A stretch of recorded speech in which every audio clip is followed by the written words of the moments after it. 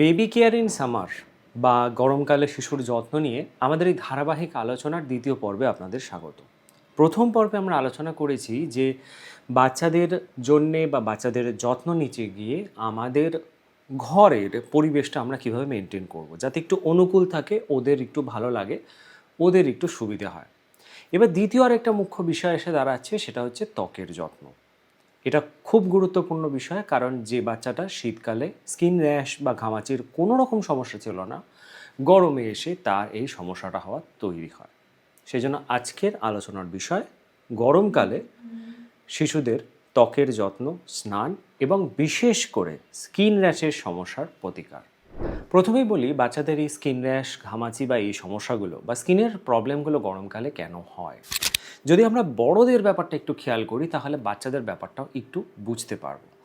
বড়দের ক্ষেত্রে এরকম ঘামাচি বা স্কিন র্যাশের সমস্যা হওয়ার প্রধান কারণ যেটা পাওয়া যায়, সেটা হচ্ছে ঘর্মগ্রন্থি, যেটা ত্বকের নিচে থাকে এবং একটা ছিদ্র বা পোর্স স্কিনের মধ্যে থাকে, যেখান থেকে ঘামটা বেরিয়ে আসে।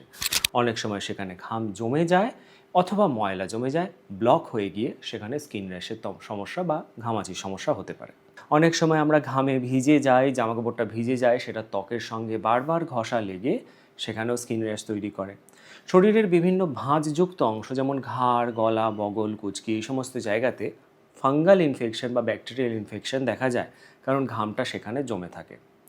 এছাড়াও বাইরে যখন আমরা বেরোই, সূর্যের আলো, প্রচণ্ড তেজ, তাপ, এগুলোর প্রভাবে স্কিনের সেন্সিটিভিটি বেড়ে যায়, যার জন্য ফোস্কার মতন পড়ে গিয়ে স্কিন র্যাশ তৈরি হয়। বাচ্চাদের ক্ষেত্রে এতটাও সমস্যা হয় না, কিন্তু ওদের সবথেকে বড় প্রবলেম হচ্ছে ওদের ঘর্মগ্রন্থিটা অপরিপক্ক, মানে সঠিকভাবে কাজ করতে পারে না। এমনকি যে ছিদ্রগুলোর মাধ্যমে ঘামটা বেরিয়ে আসে, সেটাও ফুললি ডেভেলপ নয়, যার জন্য ঘামটা ব্লক হয়ে গিয়ে সমস্যা হয়। আর একটু বড় বাচ্চা যারা স্কুলে যাচ্ছে বা বেরোচ্ছে, তাদের ক্ষেত্রেও বড়দের মতনই সমস্যা হয়। শরীরের বিভিন্ন খাঁজে জমে গিয়ে ব্যাকটেরিয়াল বা ফাঙ্গাল ইনফেকশন, জামা কাপড় ভিজে গিয়ে সেখানে লেগে সেখানে র্যাশ, সূর্যের আলো থেকে সেন্সিটিভিটি এবং অনেক সময় শরীরে ময়লা বা ঘাম জমে গিয়ে সেখানে স্কিন র্যাশ বা ঘামাচির সমস্যা হয়। তাহলে এবার এই সমস্যাগুলোর লড়াই করার জন্য আমাদের একদম ছোট বাচ্চা থেকে একটু বড় বাচ্চাদের ক্ষেত্রেও অনেকগুলো জিনিস খেয়াল রাখতে হবে। যেমন স্নানের দিকটা, স্নানে কি প্রোডাক্ট ইউজ হচ্ছে, পাউডার বা তেল মালিশ, ছোট বাচ্চাদের ক্ষেত্রে ডায়পার র্যাশ, এই প্রত্যেকটা ব্যাপার এবার আমি আস্তে আস্তে ডিটেলিং করি, তাহলে আপনারা ব্যাপারটা ক্লিয়ারলি বুঝতে পারবেন। গরমকালে বাচ্চাদের স্নান কোনোভাবেই বন্ধ করবেন না, রেগুলারলি স্নান করাবেন, কারণ এক্ষেত্রে পরিষ্কার পরিচ্ছন্নতাটা খুব বড় একটা ব্যাপার। এবার সারাদিনে একবার স্নান করানো ছাড়াও অতিরিক্ত গরমে আপনি একটা সুতির কাপড় ভিজিয়ে সারাদিনে 2 থেকে 3 বার আপনি পুরো গাটাই স্পঞ্জ করে দিতে পারেন। বিশেষ করে শরীরের যে খাঁজযুক্ত জায়গা, যেমন ঘাড়, গলা, বগল, কুঁচকি, এগুলো পরিষ্কার করে দিন এবং তারপরে একটা সুতির শুকনো কাপড় নিয়ে সেটা পরিষ্কার করে দিন, ড্রাই করে দিন। আইএপি বলছে শরীরের এই খাঁজযুক্ত জায়গাগুলোতেই আর্দ্রতা জমে গিয়ে ব্যাকটেরিয়াল বা ফাঙ্গাল ইনফেকশনটা হয়।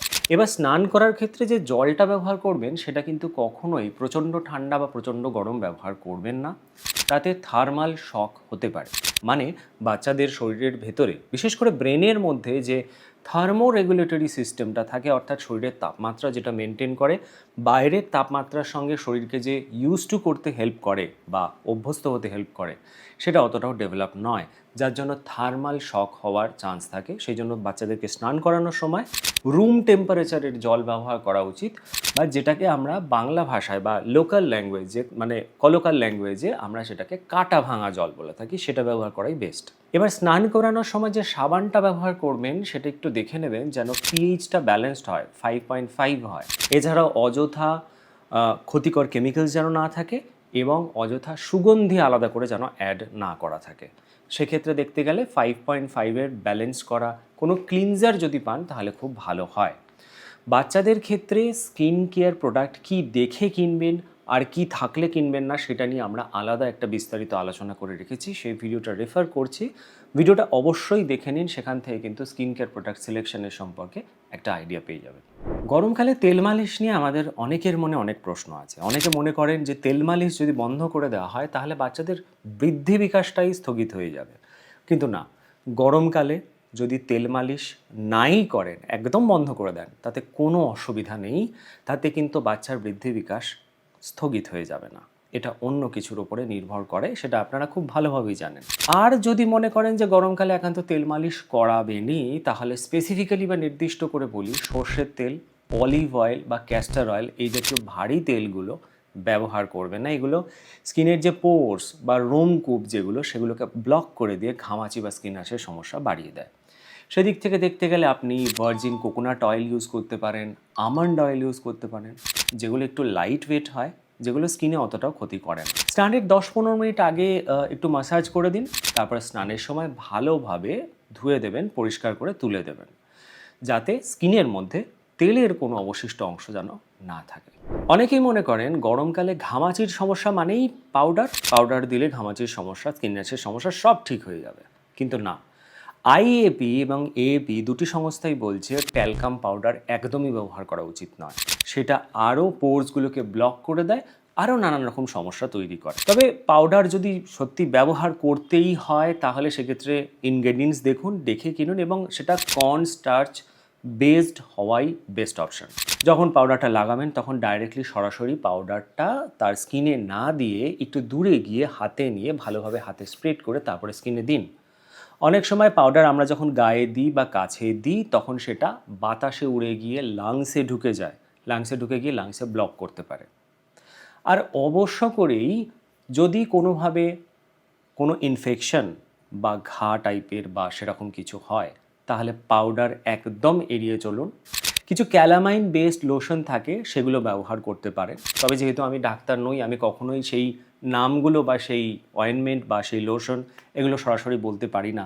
যদি দেখেন ঘামাচি বা স্কিন ইনফেকশন এই সমস্যাটা প্রচণ্ড হয়েছে, ডাক্তার দেখিয়ে ডাক্তার যেরকম লোশন, অয়েনমেন্ট বা যেটাই ব্যবহার করতে বলবেন, সেই নির্দিষ্ট জিনিসটাই ব্যবহার করুন। এবারে ডায়াপার র্যাশ আর স্কিন ইনফেকশন সম্পর্কে কয়েকটা কথা বলে রাখি। দেখুন, গরমকালে স্কিন র্যাশের সমস্যা বাড়ে, যেরকমটা আমরা আলোচনা করলাম। ডায়াপার র্যাশের সমস্যাটাও দ্বিগুণ হতে দেখা যায়। সেই জন্য প্রত্যেকবার যখন ডায়াপার চেঞ্জ করবেন বাচ্চার, জায়গাটাকে ভালো করে ক্লিন করার পর একটা সুতির গামছা বা টাওয়েল বা সুতির কোনো কাপড় নিয়ে সেই জায়গাটাকে ড্রাই করে দিন এবং কিছুক্ষণ খোলা রাখুন। এবং এটাও রেকমেন্ডেড, সারা দিনে যেন 2 থেকে 3 ঘন্টা ডায়াপার ফ্রি টাইম দেওয়া হয়, মানে ডায়াপার ব্যবহার করা হবে না। হ্যাঁ, আমাদের সমস্যা হবে, কিন্তু ওদের ডায়াপার র্যাশের সম্ভাবনাটা অনেকটা কমে যাবে। আর দয়া করে জেনাইটাল পার্টে কোনো পাউডার বা সেই জাতীয় কোনো জিনিস ব্যবহার করবেন না। অনেকে আমরা ড্রাই রাখার জন্য ব্যবহার করি, কিন্তু সেটা উল্টো ক্ষতি করে। আর যদি দেখেন যে ডায়াপার সেকশনে বা শরীরের অন্য কোনো জায়গাতে লাল হয়ে গেছে প্রচণ্ড বা ঘা জাতীয় কিছু হয়েছে, তাহলে নিজের মতন করে অয়েনমেন্ট বা ক্রিম ব্যবহার করবেন না। যেরকম একটু আগে বললাম, ডাক্তারের কাছে পরামর্শ করুন। ডাক্তার যেটা প্রেসক্রাইব করবে সেই অয়েনমেন্ট, লোশন, মলম যেটাই হোক না কেন বা যেরকমভাবে উনি গাইড করবেন সেটাই করুন। কারণ নিজে থেকে অয়েনমেন্ট ব্যবহার করলে সেটা বাড়াবাড়ি হয়ে আরও ক্ষতিকর অবস্থা হওয়ার চান্স থাকে। এবারে সানস্ক্রিন সম্পর্কে একটা কথা বলে রাখি, যেটা নিয়ে আমাদের অনেকেরই প্রশ্ন থাকে। সানস্ক্রিনের একটা গাইডলাইন আছে, সেটা হচ্ছে 0 to 6 মান্থ এই সমস্ত বাচ্চাদের ক্ষেত্রে সানস্ক্রিন ব্যবহার চলে না। 6 মান্থ প্লাস হলে আপনি সানস্ক্রিন ব্যবহার করতে পারেন, কিন্তু ওদের জন্য মিনারেল বেসড সানস্ক্রিন ব্যবহার করতে হয়। যেমন ধরুন, তাতে যেন জিঙ্ক অক্সাইড থাকে বা টাইটানিয়াম ডাইঅক্সাইড থাকে। বেরোনোর 20 মিনিট আগে সানস্ক্রিনটা অ্যাপ্লাই করে দিন এবং প্রত্যেক 2 ঘন্টায় রিঅ্যাপ্লাই করা যায়। এসপিএফের লিমিট যদি জিজ্ঞেস করেন, তাহলে এসপিএফ 15টা যেটা মিনিমাম, এসপিএফ 30 অবধি বেটার। যদি রেঞ্জ জিজ্ঞেস করেন, তাহলে আমি বলবো এসপিএফ 30 থেকে এসপিএফ 50-র মধ্যে যে কোনোটাই সুইট স্পট বাচ্চাদের ক্ষেত্রে সানস্ক্রিনের জন্য ধরে নেওয়া যায়। শিশুদের ত্বক প্রাপ্তবয়স্কদের ত্বকের তুলনাতে 30% পাতলা হয়। সেই জন্য যে প্রোডাক্টগুলো ইউজ করা উচিত সেগুলো দেখে শুনে কেনা উচিত। কিছু ইনগ্রেডিয়েন্ট থাকলে ভালো হয় খুব স্কিনের জন্য, এবং কিছু ইনগ্রেডিয়েন্ট থাকলে সেই প্রোডাক্টগুলো একদমই কেনা উচিত নয়। এই সম্পর্কে গাইড আমরা ওই ভিডিওটাতে করে রেখেছি, যেটা একটু আগে বললাম। আপনাদের সুবিধের জন্য আমি ফার্স্ট কমেন্টে ওই ভিডিওর লিঙ্কটা পিন করে রাখলাম এবং ডেসক্রিপশন বক্সেও দিয়ে রাখলাম। আজকের ভিডিওটা কেমন লাগলো সেটা অবশ্যই জানাবেন। প্রশ্ন থাকলে কমেন্টে করুন, আমরা ডেফিনেটলি উত্তর দেওয়ার চেষ্টা করব। আর ভিডিওটা ভালো লাগলে একটা লাইক করে দিন, চ্যানেলটাকে সাবস্ক্রাইব করে বেল আইকনে প্রেস করে অল নোটিফিকেশনে ক্লিক করে দেবেন। তাহলে আমাদের নেক্সট আপডেটগুলো আপনাদের কাছে আসতে থাকবে। ভিডিওটা শেয়ার করে নতুন বাবা মায়ের কাছে পৌঁছে দিন। আর আমাদের নেক্সট সামার কেয়ারের আলোচনা, সামার বেবি কেয়ারের আলোচনার বিষয় হলো গরমকালে বাচ্চাদের খাবার এবং হাইড্রেশনটা কিভাবে মেনটেন করা উচিত।